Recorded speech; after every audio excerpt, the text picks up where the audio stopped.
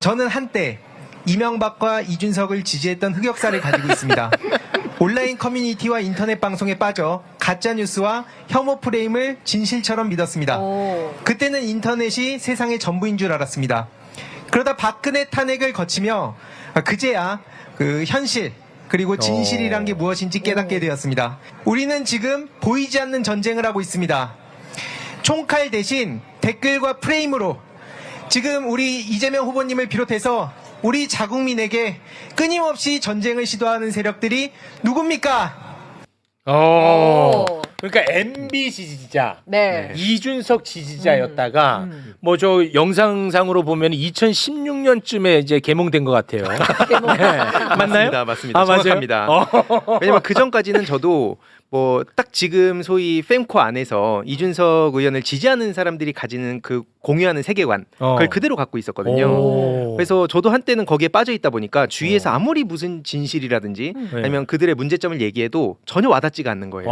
왜냐면 거기 안에 막 잘 아시겠지만 반박 논리들이 다 있잖아요. 그렇죠, 그렇죠. 그거 보면서 막 친구들이랑 싸우고 그때 친구들이 지금 저를 보면서 되게 놀라워합니다. 야, 그러니까 누구보다도 지금 잘 알고 있고 잘 싸우는 거예요. 너무 궁금해요. 이거 이따가 네. 또 합니다. 네. 자, 그러면은 이제 저는 말을 좀 아끼고 왜냐면 아는 게 없으니까 네네. 전문가들에게 마이크를 좀 드릴 텐데 도대체 어떻게 이 커뮤니티들은 세를 확장했는지 어떤 전략들을 갖고 있었는지 왜냐하면 지금도요 전 초등학교 선생님들한테 얘기를 들으면 노무현 전 대통령 관련해 가지고 무슨 뜻인지도 모르는데 막 조롱하는 노래로 막 논대 지금도 뜻도 모르고 한데 이 그렇게 스며드는 거거든. 맞습니다. 너무 저는 소름 끼쳤거든요. 이제부터 두 분이 알아서 소개를 좀 설명해 주세요. 일단 저부터 간단히 말씀을 드리면 이게 노무현 대통령 서거 이후에 서거를 계기로 이명박 정부에서 심리전이라는 걸 벌입니다. 일단 심리전이라는 걸 제가 왜 관심 갖게 됐냐면 제가 물론 실패하긴 했지만 스타크래프트 프로게이머 출신이거든요. 임요한을 꿈꿨지만 임요한의 제물로 끝났습니다. 네네. 그랬는데 그 심리전이라는 게 한마디로 상대 멘탈 긁는 거예요. 그래서 이거를 원래 제가 10대 20대 시절에 키보드 워리어 생활하면서 네. 심리전이 중요하다. 그래서 남들은 연습할 때 저는 이제 그쪽으로 빠진 거죠. 그래서 망했는데 근데 그러다 보니까 그 10대 20대 시절에 한창 저도 키보드 워리어 하면서 키보드가 900타나 나왔어요. 우와. 그 정도로 되게 열정적으로 싸우고 다녔는데 네. 그게 지금 나이 40, 50 먹고 이준석과 한동훈이 정치판에서 그런 제 10대 시절의 모습을 보이더라고요. 그래서 이건 냅두면 안 된다. 와. 그 문제의식을 갖고 이걸 그럼 정확하게 타격을 해야 되잖아요. 그렇죠. 그래서 앞에 제가 전쟁이라는 말씀을 드렸는데 네. 왜 전쟁이라고 말씀드리는지 좀 하나 자료를 보면서 말씀드릴게요. 네네네. 일단 1번 자료를 보시면 앞에 말씀 주셨듯이 노무현 대통령 서거 이후에 어떤 공작이 있었냐면 여기서 국정원이 나옵니다. 그래서 모욕주기 3단계라고 심리학자들까지 동원을 해요. 그래서 방법은 간단합니다. 권위를 훼손시킨다. 주위 사람 떠나게 만든다. 고립시킨다. 이게 이제 최욱 진행자님으로 만약에 대입을 해보면 네네. 막 공격을 해서 권위가 훼손되면 막 잘 나오고 원래 막 연락하던 분들이 갑자기 연락이 막 끊기고 그럴 수 있어요. 그죠? 맞아요. 그럼 갑자기 고립이 되는 거예요.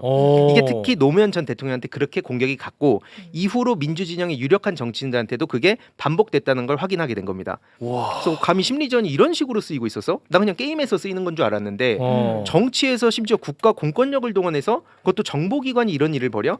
라는 그 충격에 빠져서 이게 알고 보니까 이명박이 이런 판을 깔았고 그 위에 올라탄 게 이준석이구나. 이준석이 이걸 만들었다고 하는 것도 사실 과대포장입니다. 이명박이 그 국가 공권력을 동원해서 지난 16년간 이런 판을 깔아놓은 거예요. 그래서 이렇게 놀이문화로 만든 거죠. 놀이문화로 진짜 그야말로 국가적으로 판을 깔았구나. 맞습니다. MB 때. 예. 그 판 위에 올라타서 본인의 정치적 위상을 높인 게 이준석으로 보신다는 거군요. 맞습니다. 와, 이거 굉장히 아니 그럼 그 20대들은 게임인 줄 알고 같이 하다가 알고 보니까 내가 그런 식으로 하는지 몰라는 거야 아니면 나중에는 알게 되는 거예요? 이게 처음에는 이게 문제가 있는 것 같은데 이따 또 1배 말씀 주시겠지만 가랑비 옷 젖듯이가 저들의 핵심 전략 중에 하나였거든요. 그래서 게임, 유머, 그다음에 성인물 이걸 기반으로 해서 슬슬 파고듭니다. 그래서 그 안에다가 혐오를 녹여내면서 와. 그러면서 가랑비 옷 젖듯이 계속 이런 거를 여기저기 퍼뜨리죠. 그래서 이게 사실 오늘 시간상 다 말씀드리기는 어렵지만 네네. 그 지점에서 지금 민주 진영에서도 철학적으로 고민할 지점이 좀 있다라는 말씀을 일단 드리고 싶고 네. 핵심은 니네들도 맨날 그러지 않냐 막 조롱하고 그러지 않냐 하는데 다시 말씀드리지만 노무현 대통령 서거하신 지 16년이 됐는데 네. 아직까지도 이게 왜 돌아다닐까? 네네. 이거는 결국엔 국가 공권력을 동원해서 인위적으로 만들었기 때문입니다. 아. 그리고 그 원세훈이 전 대표적으로 그 멤버 중에 하나인데 윤석열 정부 딱 들어섰을 때 그 사람을 바로 또 풀어주더라고요.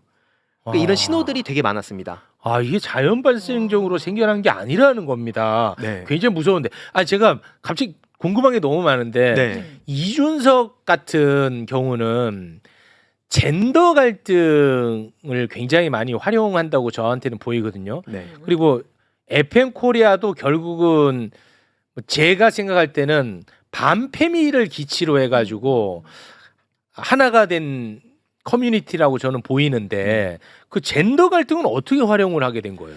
일단 이것도 역사가 굉장히 깊은데 아 깊어요. 보통 오. 국힘당 측 패널들 저도 방송 보다 보면 문재인 정부 때 갈라치기 시작했다. 젠더 갈등을 유발했다. 이런 식으로 상대가 얘기하더라고요. 그래서 제가 오늘 이 내용은 좀 전해드려야겠다 싶어서 자료도 준비한 게 오, 있거든요. 네네네. 세 번째 자료를 한번 띄워주시면 이게 2008년 8월 14일 지금은 신남성연대 배인규가 유명하지만 네. 그 전에 남성연대 성재기라는 사람이 있었습니다. 아, 예, 아, 예. 네네. 그래서 과거에 저도 성재기 막 콘텐츠들이 막 떠가지고 네. 그걸 보면서 저도 페미니즘에 대해서 굉장한 반감을 가지고 있었고 네. 그리고 김관진 안보 관련해서 막 음. 북한에 막 사이다 발언하고 그런 거 보면서 또 반북 그 생각이 강했거든요. 근데 이 내용을 보시면 핵심이 뭐냐면 페미니즘을 때리면 결국 좌파도 타격받게 돼 있다. 그래서 한마디로 이명박 정부니까 이념을 그 논쟁을 하게 되면 출혈이 크니까 아. 페미니즘을 공격해라. 그러면은 아. 결국 좌파가 이렇게 분열되면서 그 밑에 보시다시피 가랑비 옷 젖게 만들면 된다. 아. 이게 단순히 성재기라는 남성연대 그 사람 한 명을 놓고 지금 얘기하는 게 아니고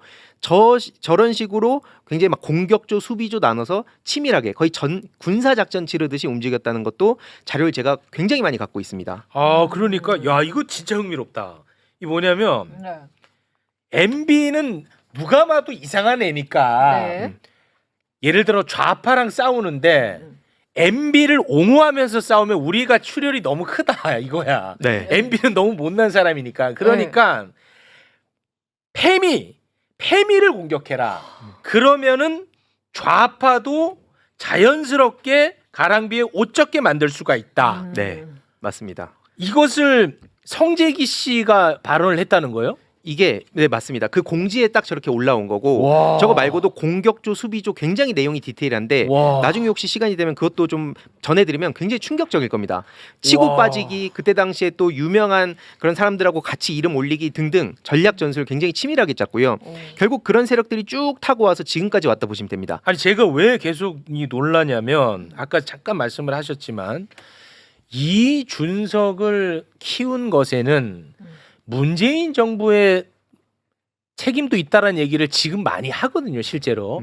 그러니까 문재인 정부 시절에 너무 남성들을 외면했다. 네. 이제 그러다 보니까 그 반발에 이준석이 나온 거고 FM 코리아 애들이 이렇게까지 반발하는 거다라는 얘기를 많이 하거든요, 네. 지금도.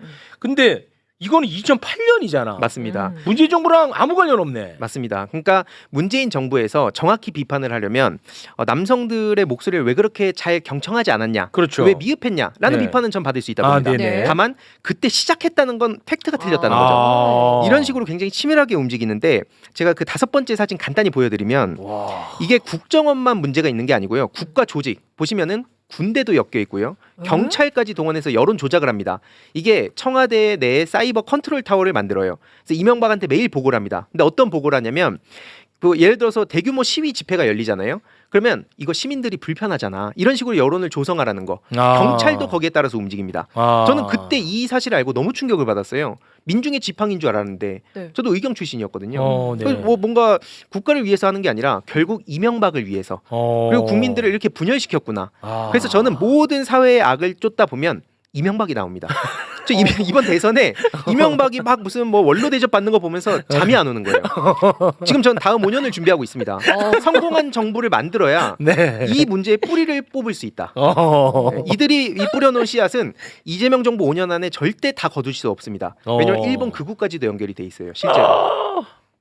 심각합니다. 와 진짜 진짜 전문가네. 대단하시네. 네.